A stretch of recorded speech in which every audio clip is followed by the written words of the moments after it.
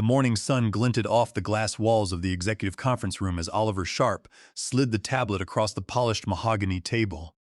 On the screen, a grainy security image showed me entering the Aegis Solutions headquarters building last Thursday evening. It was not exactly damning proof of corporate espionage, but it was more than enough for the decision they had already made before I even walked through the door. "We have received highly concerning reports about your after-hours activities," Oliver said, his voice measured and neutral, though his eyes remained cold and calculating. "Our standard employment agreement explicitly prohibits working for another firm, even in an advisory role, while you are employed here." Beside him, Daniel Croft leaned forward, his lips curling into something between a self-satisfied smile and a sneer. "We maintain a zero-tolerance policy for this kind of professional betrayal," he added. I looked at them both, and to my own surprise, I felt absolutely nothing. There was no sudden surge of panic, no hot flare of anger, and not even a trace of surprise. Instead, I felt a strange, almost weightless lightness, as if the invisible gravity that had been crushing me for years had suddenly loosened its grip. "You are terminated effective immediately," Oliver continued, pushing a typed termination letter toward my side of the table. "A security representative will escort you to your desk to collect your personal belongings." I did not attempt to argue. I did not try to explain that Aegis Solutions was not even in the same market sector, or that my work for them was purely theoretical. I simply nodded, met his gaze, and said, "You are right. I should focus on one position." Their expressions flickered with a brief moment of confusion. They had clearly expected pleading, excuses, or perhaps a defensive outburst, not this calm, immediate acceptance. What they could not see was the massive burden lifting from my shoulders as I quietly placed my silver access badge on the table.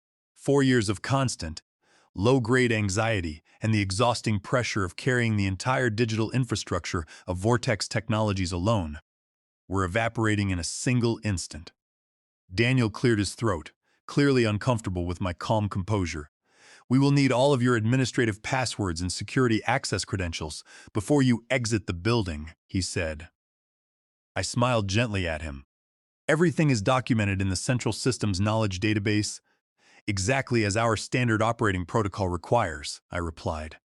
That was not entirely true. The documentation existed, but it was like handing someone a detailed map of a labyrinth without providing a compass. It was technically complete but practically useless without the context that existed only in my mind. As the security officer walked me back to my desk, my colleagues stared and whispered. I packed my few personal belongings into a cardboard box, a ceramic mug, a small succulent plant that had somehow survived 4 years of neglectful watering, and a leather notebook filled with proprietary system architectures that only I truly understood. Keith Bradley, our vice president of technology, watched the entire proceeding from his glass-walled corner office. His expression was completely unreadable, and he made no move to intervene, even though he knew better than anyone what would happen to the company once I was gone. When the security guard finally escorted me through the lobby doors, the crisp spring air hit my face, and I breathed deeply for what felt like the first time in 4 years. By the time I reached my car in the far corner of the parking lot, my phone buzzed in my pocket with a text message from Clara Hastings, the chief executive at Aegis Solutions. The message was brief. "Are we still on for our meeting at 2 in the afternoon?" I quickly typed back, "Yes, and I can now formally accept your full-time contract offer." 4 years of building someone else's digital empire was more than enough. 4 years of serving as the invisible foundation that kept the company running while others claimed the credit. 4 years of ignored warnings, rejected budget requests, and passed-over promotions were finally behind me. My name is Julian Vance, and until less than an hour ago, I was the sole lead network security architect at Vortex Technologies. I was 56 years old, and I had spent the last 4 years pouring my life into a system that viewed me as a replaceable cog. I never set out to become indispensable, as that is a highly dangerous position to hold in corporate America. But with each passing quarter, as my support staff evaporated due to cost-cutting measures and my operational responsibilities multiplied, I found myself as the lone guardian of a digital system worth billions of dollars.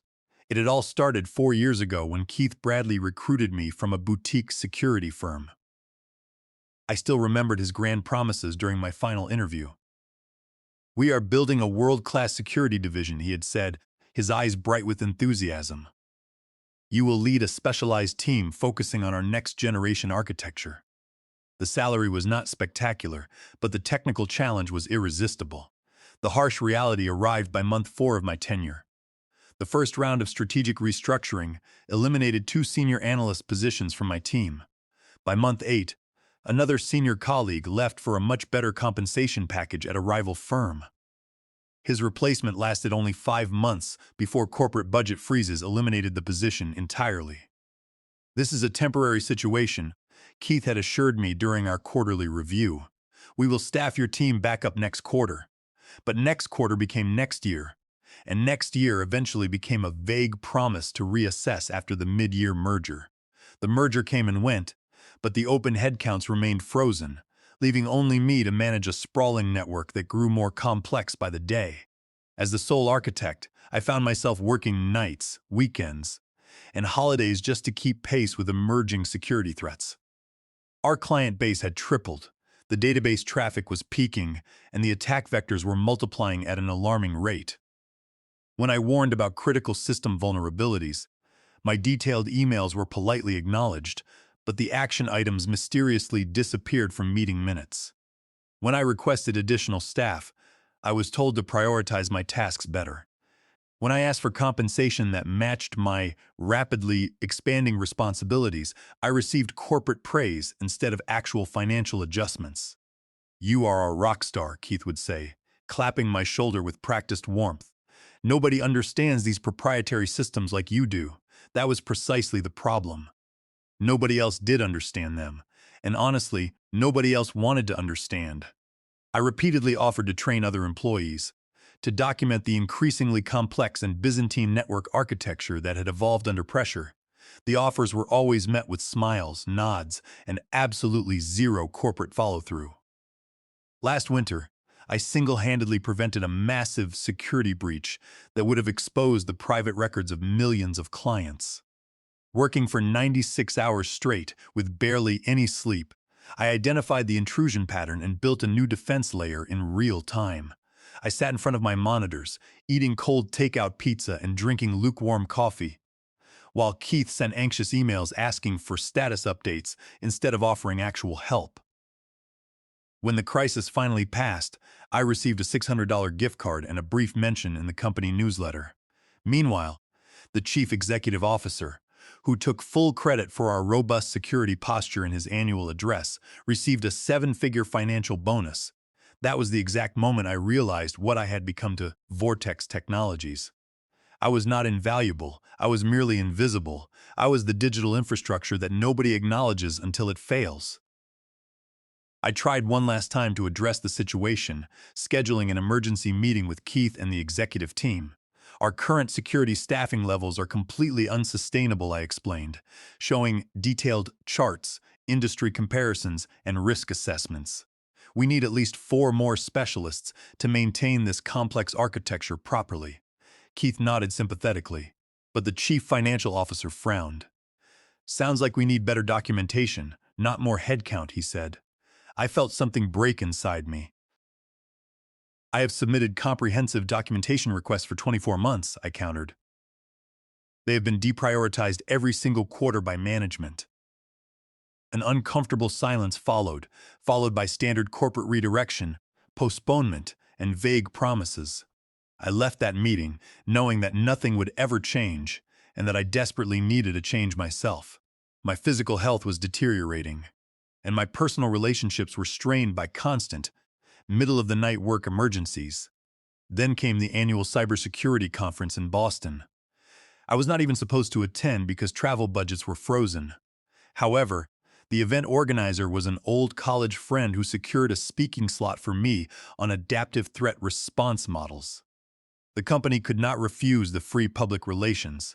That was where I met Clara Hastings, the head of security and operations for Aegis Solutions. She approached me immediately after my technical presentation, clearly impressed by the theoretical framework I had outlined. The actual implementation of those concepts must be fascinating, she said, her eyes bright with genuine professional interest. I would love to hear more about how you have structured your defense layers.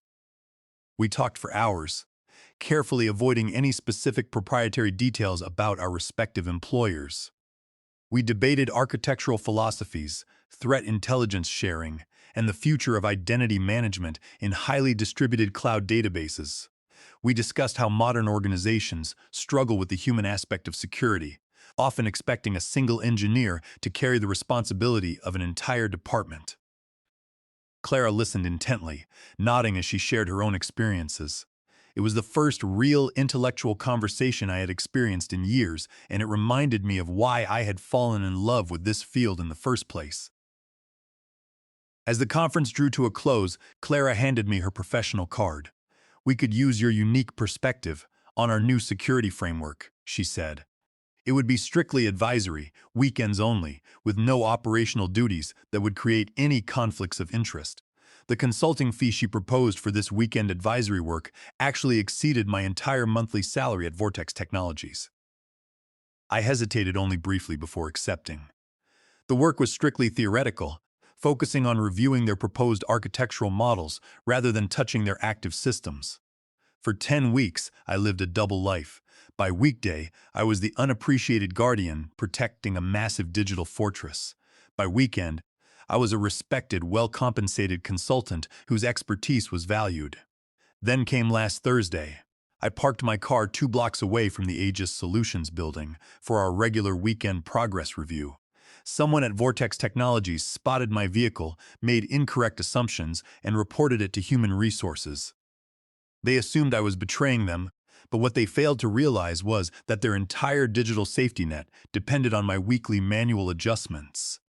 These were adjustments I had begged them to let me train others to perform, but nobody ever had the time to learn.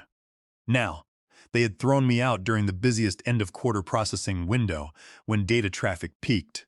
It was not sabotage, and it was not active revenge.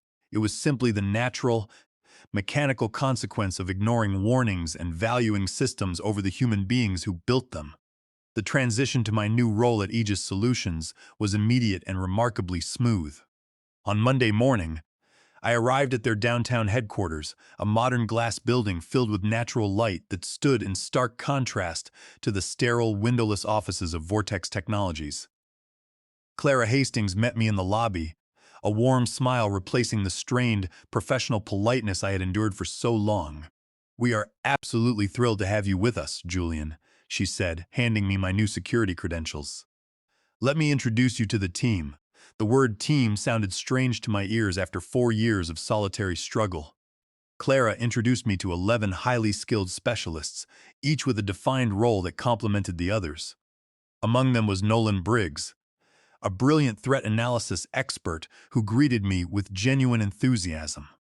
"We have studied your research on adaptive defense systems," Nolan said. "We are looking forward to learning from you and building something resilient together." Alongside him stood Fiona Thorne, our senior threat hunter, who explained their automated alert triaging systems. "We do not believe in running our people into the ground," Fiona said, handing me a freshly printed copy of their operational manual. "If an alert triggers at midnight, we have a rotating on-call schedule and a backup specialist ready to assist. You will not be carrying this alone." By lunchtime, we were deep in a collaborative whiteboard session discussing their existing architecture. They did not just accept my ideas. They analyzed them, challenged my assumptions, and suggested improvements. This was what real professional collaboration felt like, and I realized how much I had missed it. Meanwhile, across town, the first digital warning signs were beginning to appear at Vortex Technologies. I did not need an insider to tell me. I knew the rhythmic cycles of their network as intimately as my own heartbeat. Monday afternoon would bring the first authentication bottlenecks as the weekly credential refresh cycle attempted to execute without the manual database overrides I had always performed. By Tuesday morning, the system log files would begin to overflow, slowly choking the processing speed of their primary database. By Wednesday afternoon, exactly 96 hours after my abrupt termination, the cascading failures would peak during their heavy end-of-quarter transaction processing. This technical failure was a classic queue overload. Without manual intervention, database connections remained open too long, leading to a backlog that would eventually lock up the main transactions.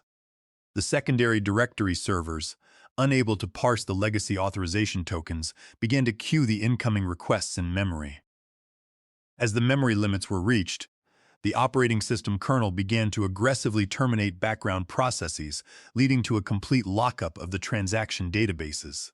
In my absence, there was no one who knew how to execute the custom cleanup scripts or adjust the database connection pool sizes to prevent this cascade. My personal phone, which I had kept on silent during my onboarding meetings, began to vibrate.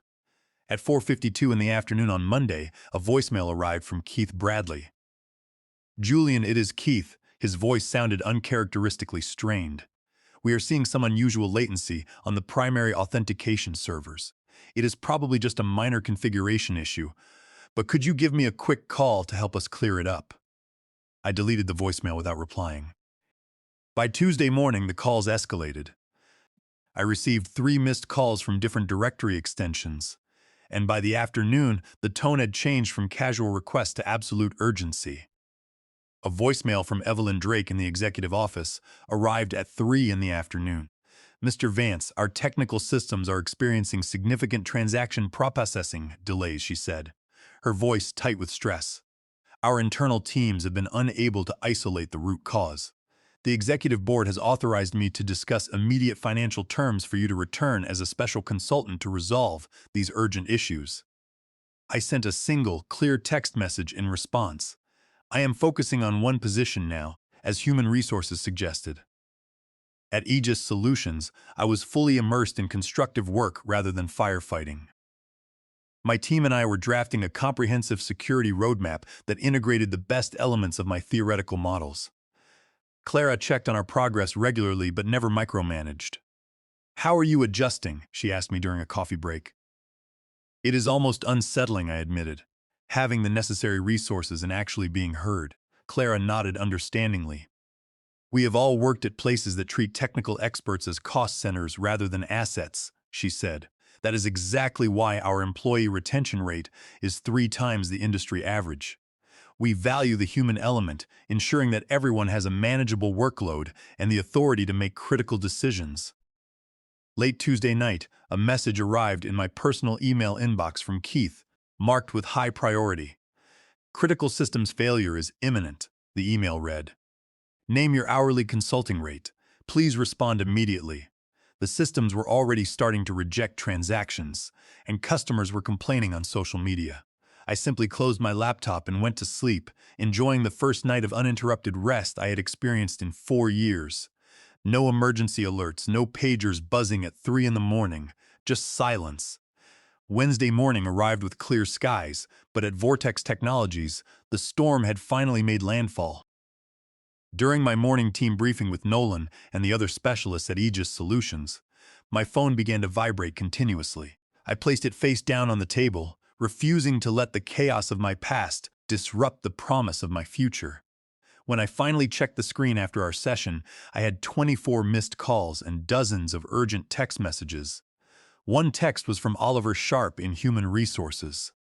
"The legal department has reviewed the circumstances of your sudden departure, and we believe we may have acted too hastily. Please call us immediately to discuss a resolution." Another message was from Daniel Croft.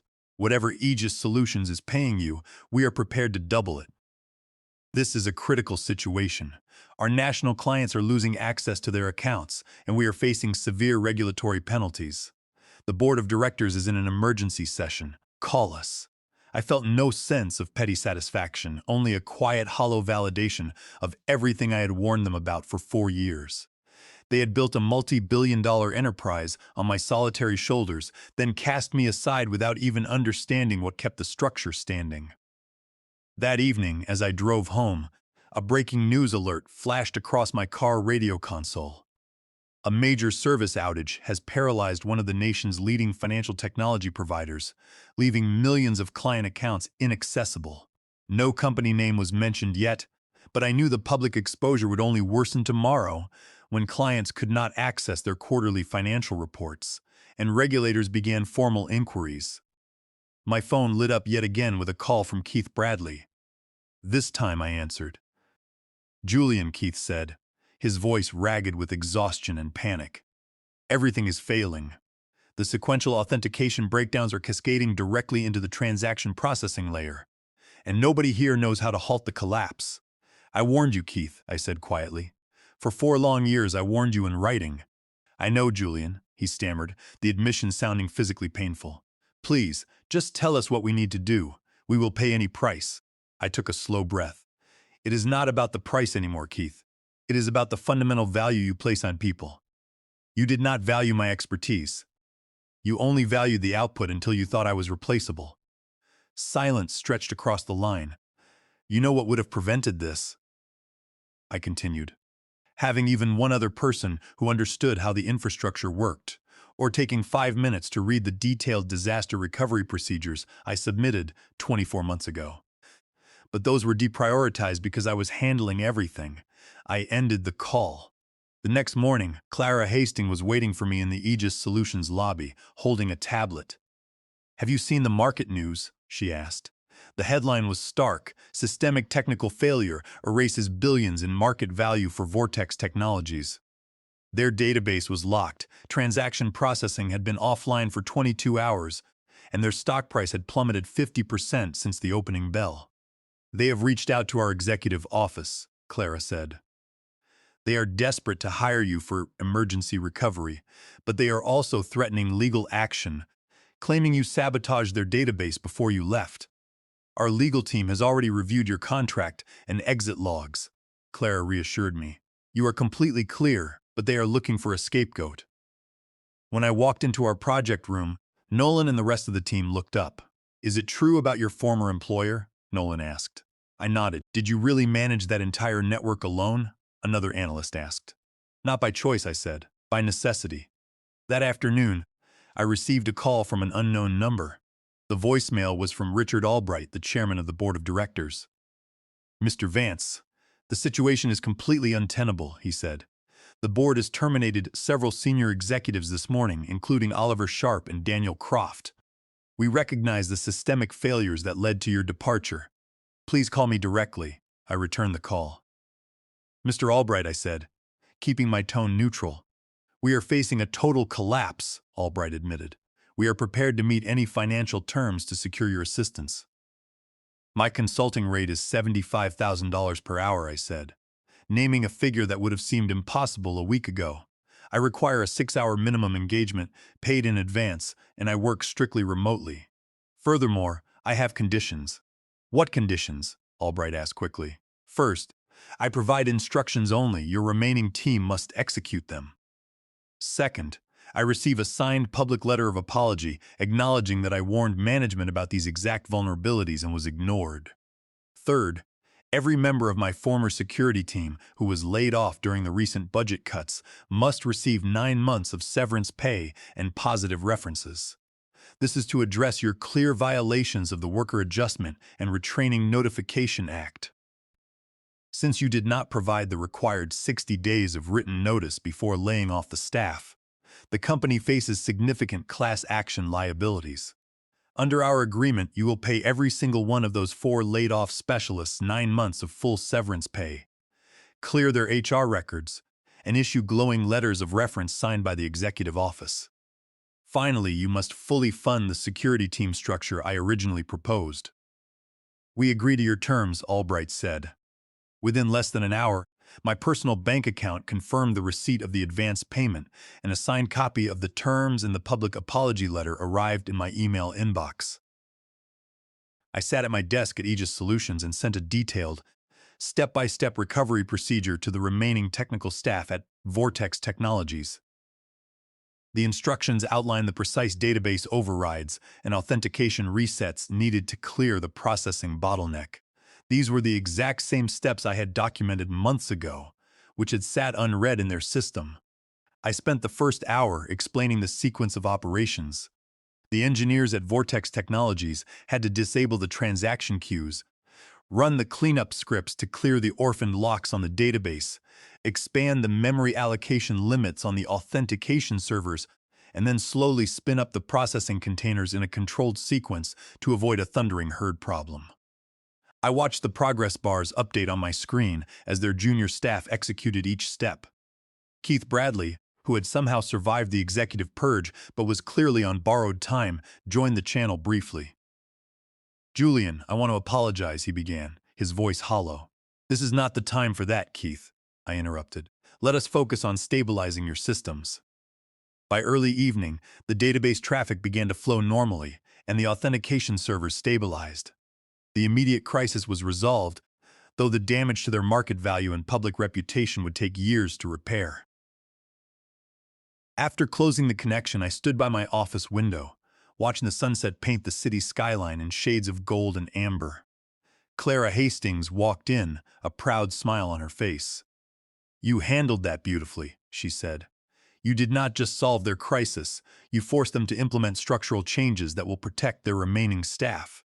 That is why we are so glad you are here.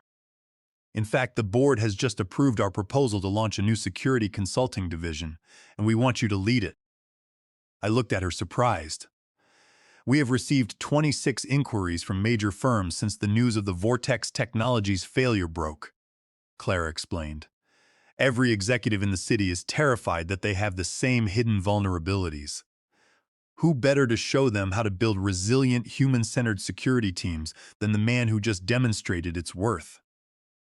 The pieces of my career fell into place with perfect clarity. My difficult experience was not just a painful lesson, it was the foundation for a transformative service that could change how the entire industry valued technical staff. "I accept," I said. 1 month later, I stood in the primary conference room at Aegis Solutions, presenting our new division structure to the executive board. We had already hired a team of 28 specialists, ensuring that no single individual would ever carry the sole weight of our operations. Our client list already included 3 Fortune 50 corporations, and the demand was growing daily. That afternoon, I received a personal email from Richard Albright. He updated me that Vortex Technologies had fully implemented the team structure I demanded, and their public letter of apology had been published in the National Business section. "Our market value remains 40% below pre-incident levels," Albright wrote, "but the cultural shift has been profound. Your impact went far beyond the technical recovery." I deleted the email without replying. There was no need to look back. 5 months after my termination, I returned to the cybersecurity conference in Boston. But this time I was a keynote speaker, presenting our framework for building organizational resilience. In the third row of the crowded auditorium sat Keith Bradley alongside their newly appointed Chief Security Officer. As I detailed our rapid client growth and the success of our collaborative team model, I met Keith's gaze. There was no anger in my eyes, only a quiet, undeniable success. The true resolution was not their financial loss or the collapse of their systems. It was watching me build a thriving, respected division elsewhere, a division that could have been theirs if they had only chosen to listen, to value, and to respect the people who kept them safe. 6 months to the day after my termination, Aegis Solutions announced that our division had become the fastest-growing sector of the company. That evening, Nolan Briggs organized a team celebration at a local restaurant. We raised our glasses to a future built on mutual respect and shared responsibility. The restaurant was filled with the warm chatter of colleagues who genuinely cared for one another's well-being. As I looked at Nolan, Fiona, Clara, and the rest of the team, I knew that the difficult years at Vortex Technologies were finally behind me. I had not only reclaimed my career, but I had also helped build a place where talent could truly flourish. As we raised our glasses, Nolan offered a toast to Julian, who taught us that the strongest security is not built on code, but on teams where every voice is valued. Looking around at my colleagues, I realized this was the ultimate victory. I had no emergency alerts to monitor, no fear of systemic collapse, and no impossible burdens to carry alone. I had a team, I had respect, and I had built the professional home I deserved.